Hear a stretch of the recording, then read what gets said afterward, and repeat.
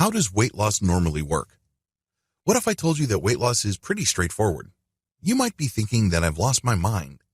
If you are like most people who have been struggling with their weight, simple is not the first word to enter your mind when asked to describe dieting. It's easy to be frustrated about weight loss. A lot of people have a tough time losing weight and keeping the pounds off. However, when you look at human metabolism with a big picture of view, it's actually pretty straightforward. In fact, it can be reduced to a simple mathematical formula: calories in, calories out. When you try to lose weight, you really only have two options. It may seem like there are tons of weight loss options and systems out there, but it really all boils down to these three methods. Everything else is a variation of these three methods or categories. Category number 1, eat less calories but burn the same amount of energy. In any given day, you are already burning calories. That's right. Just by simply going through this training, you are burning calories. In fact, when you wake up and you breathe and digest food throughout the day as well as pump blood, you are burning calories. The bottom line is, if your body does anything at all, it requires energy. In other words, it's burning calories. This is called your passive calorie burn rate. If you were to eat less calories than the amount of energy your body needs to function every single day, your body is forced to look at your stored energy. In other words, it starts eating your fat and eventually your muscle tissues. That's how it works.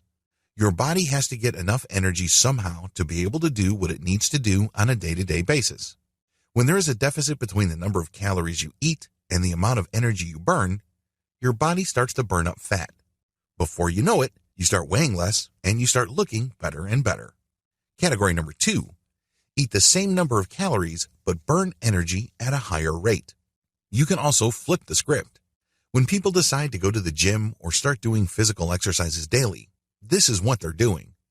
They eat the same amount of food, but they increase their physical activities. Please understand that you don't have to overdo it. You don't have to do something dramatic in terms of your physical exertion levels.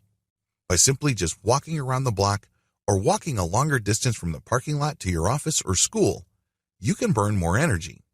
Again, the same process takes place. When you eat the same number of calories, but your body burns more energy, it's going to start looking for other sources of energy. It starts to burn fat, and then eventually it starts to burn muscle. The end result is the same. You start losing weight. Category number 3, burn the weight loss candle from both ends. This is a no-brainer. Since you know that you can lose weight just by eating less calories while burning the same amount of energy, or you can eat the same number of calories while burning more energy, why not do both? That's the third option.